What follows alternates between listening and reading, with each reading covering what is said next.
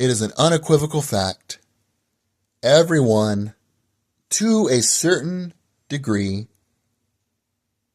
is a product of when they were born. For example, if you were to go back in a time machine, go around the globe in the 1700s, even men who were considered benevolent and of high character, many of them, and I would say probably 99.9% of them, maybe all of them, would not possess the same egalitarian 2026 views of racial equality and integration that we currently possess. And for someone to say George Washington or Thomas Jefferson were bad people with bad character because they did not have the same views that 2026 individuals hold is frivolous, it is a waste of time, and it is comical to even bring that up. I don't blame them for their viewpoints because of the time period of where they lived. Same thing with Malcolm X. I don't blame someone who grew up in segregation, who grew up being treated like a second-class citizen, for not liking people that look like me. I don't hold it against them. I understand they are a product of the environment in which they lived in. Same thing with the boomers, and I'm just using an extreme to make my example. The majority of them I don't view as ill-intentioned. I don't view them as people who don't want the best for others. I just simply view them as products of their time, and as a result, a lot of their advice is archaic, outdated, or in my opinion, I just don't agree with it. There are three huge issues of contention that I've noticed. But first, all I ask, and I will capitulate all of my criticisms, just admit if you were a boomer, you got in at the right time. I wish I was a boomer. Think about it. If you were a boomer, you own 86% of all the wealth this country has to offer. You have your hand in that pot.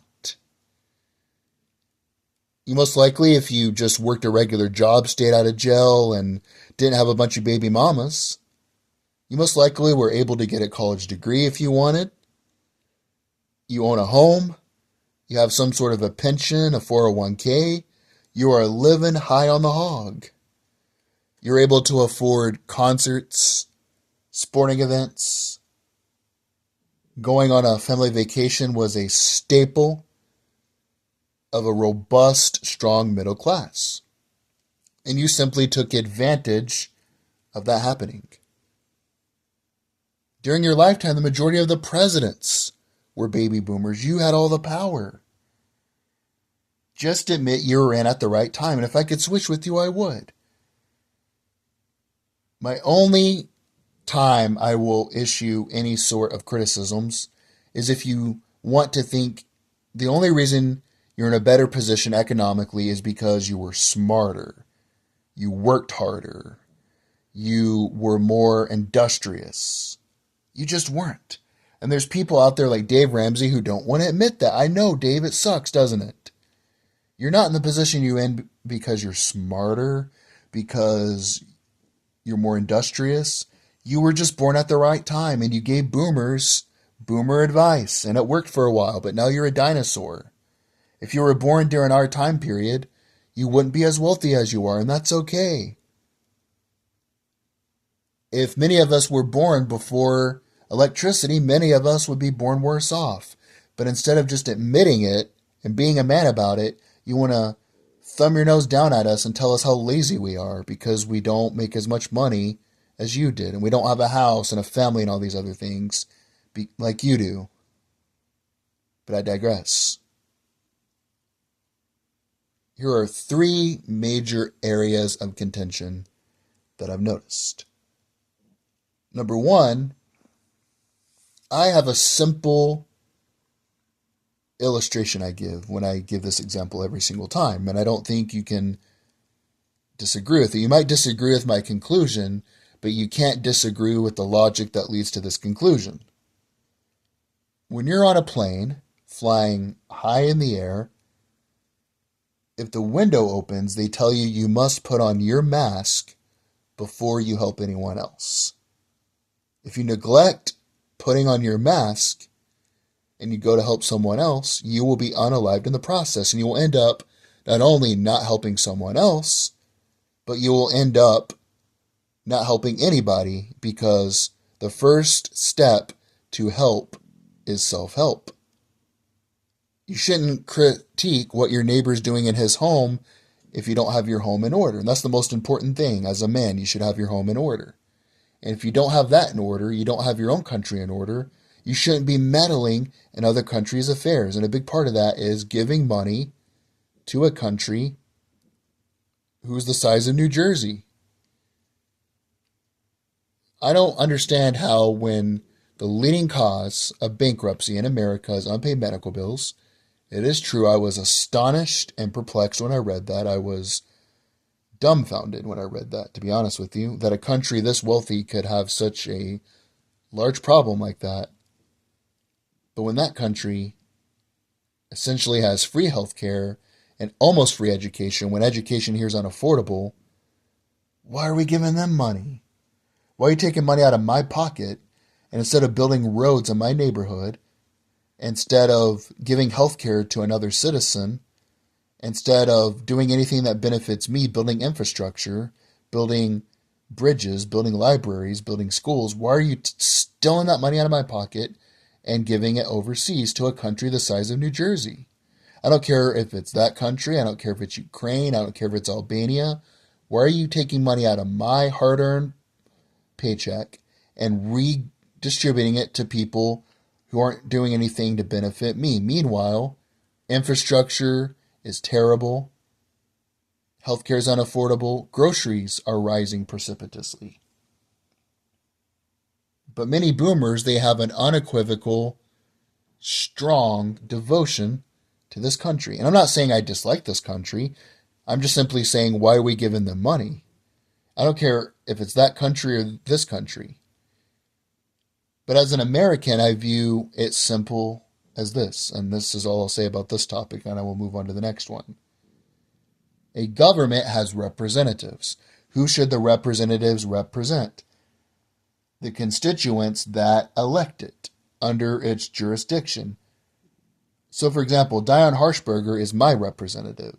She's supposed to go to Washington and represent my district, not represent a foreign country. And I'm not saying she's good or bad. I'm not here to get into political stuff. I'm just simply stating who she is because she's my representative. She's here to represent my neighbors and my community's interest.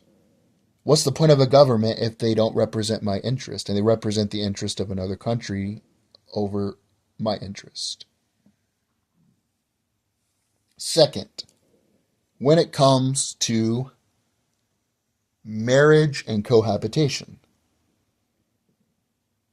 back in their day, I was going to say back in my day, but back in their day, you could, on one income, if you didn't get arrested, you didn't have kids you couldn't afford, you did everything right, you could actually ascertain the American dream. You could have a car, you could have a home before marriage on one income, and afford the water bill, the cable bill,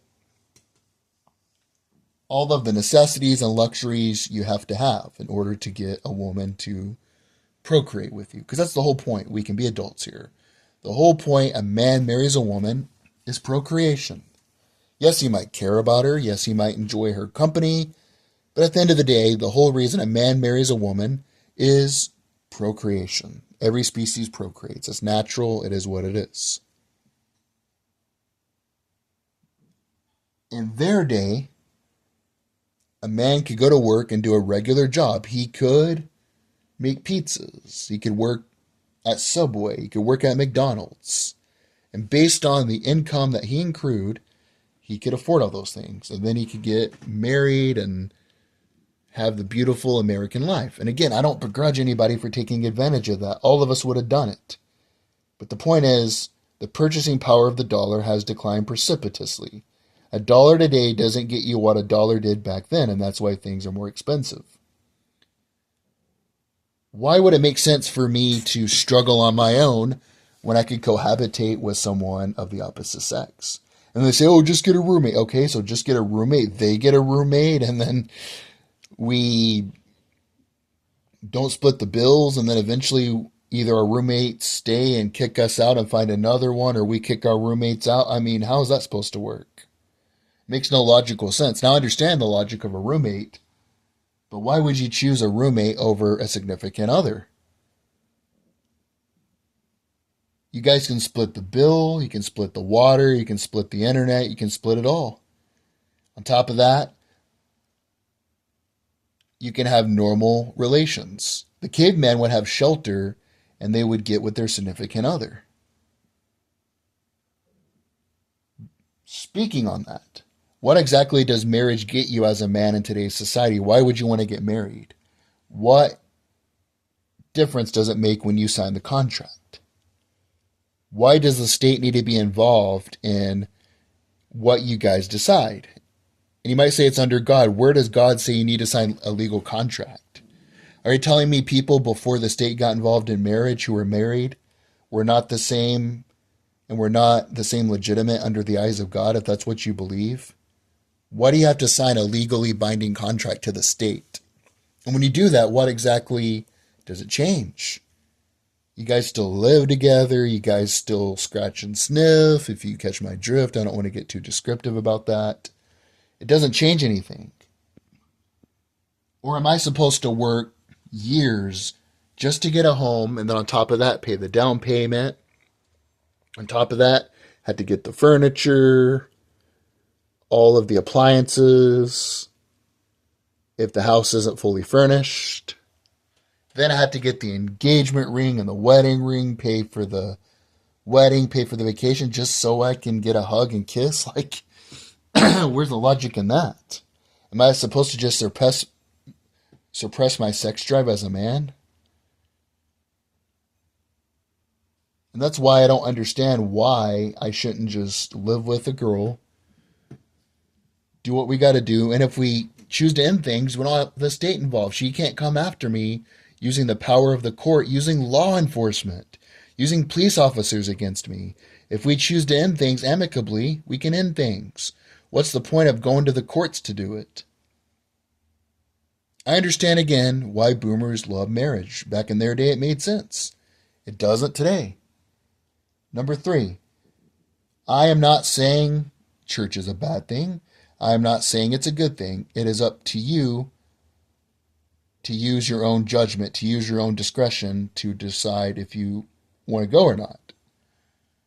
But as a man, I just don't see any reason to go. The group that attends church the least are single, unmarried men. And I can tell you why. Primarily, a lot of men that go to church have families that go and they ingratiate themselves into the church community. Or men will go there to meet significant others, but the women are no longer doing what men want them to do. Again, I'm not saying they should be forced to. I'm not saying it's this or that. I'm simply saying the whole reason a man has interactions with a woman who he's not related to, who he doesn't work with, we know the reasons. Let's be honest here. We can be adults. And since women are no longer doing that anymore, men are losing interest and they're dropping out. And I hear all the time how to reach out to young men. And it just doesn't work. And on top of that, the service is boring, honestly. The music puts you to sleep. And it's not necessarily just because it's religious music. If you listen to a piece of music from Beethoven, Bach,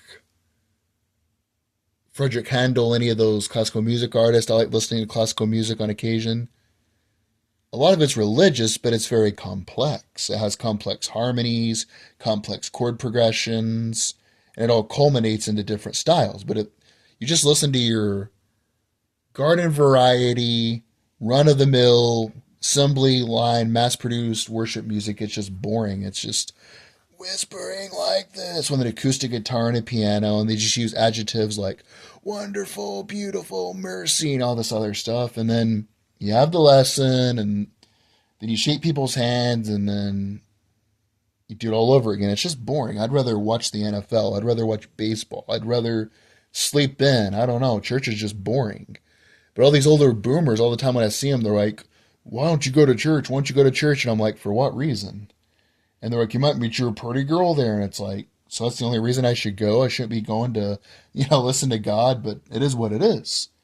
But those are the three areas I noticed where I, as a millennial, at the age of 33, have a lot of disagreement with boomers in my family. If you guys have any more, drop them in the comments below. I'm interested to hear. And again, I'm not blaming boomers for thinking in this way. They're products of the time. And I'm not blaming us for thinking this way. We're products of the time. If we were boomers, we'd probably be going to church. We'd probably be telling young people the same thing. And we'd probably be going on vacation while those suckers were working to pay for all of our pensions. Let's be honest here.